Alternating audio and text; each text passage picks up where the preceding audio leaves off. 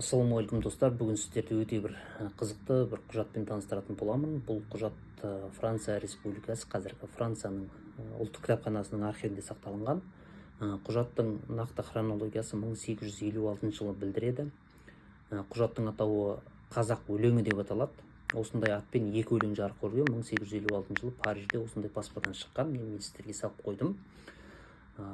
Енді бұл өлеңнің тарихына тоқталатын болсақ, 1840 пен 50 жылдардың аралығында, яғни 19 ғасырдың 40-50 жылдары Франция Париж қаласынан шыққан экспедиция, Қытай жеріне жоспарлап баруға негізделген экспедиция, Ресей территориясын жаңағы сол кездегі Бөкей Ордасын немесе одан кейін Қазақстан территориясын, одан кейін жаңағы Сібірді басып өтіп Қытайға барған. Сол экспедицияның құрамындағы француз жігіті қазақтың бір ауқатты адамның ару қызына ғашық болады.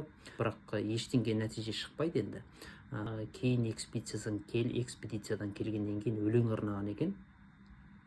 Жай ғана өлең шығармаған, бұның жаңағы нотасын жазған, нотасын жаңағы пианиноға, фортепианоға салып ойнауға болады. Мүмкін бұл енді 19 ғасырда Европада барлық жазылған өлеңдер осындай нотасы жазылып, одан кейін дискке шығарылған ғой, одан жаңағы дыбысында мүмкін сол кезде шығарған болуы мүмкін. Бұны мен нақты білмеймін, бірақ іздеп көруге болады. Осындай бір қызық дерек сіздерге. Енді құжатпен нақты таныстыру үшін мен сіздерге мына жерге салып қойдым. Бұл екі өлең ішінде чант қазақ деп аталады. Чант киргиз, яғни киргиз дегеніміз бұл қазақ деген сөз.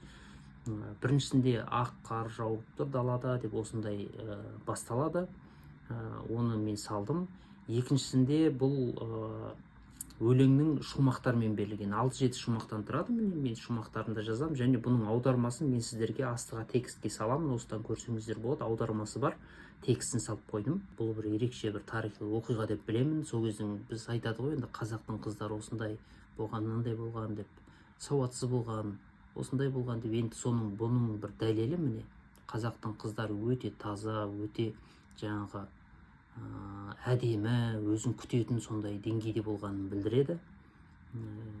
Осыдан қарап көрсеңіздер болады. Төменде барлық мен жаңа текст салдым, және бұл өлеңнің авторлары да бар. Мына жерде авторларын сап қойдым. Осыдан қарап таныссаңыздар болады. Егер музыкалық аспапта орындайтын кісілер болса, осы мына жерде ноталар берілген, осы арқылы сіздер осыны ойнап көрулеріңізге болады. Егер жеке музыкант кісілер болып осындай хабарлассаңыздар, мен сіздерге толық ақпаратын беремін.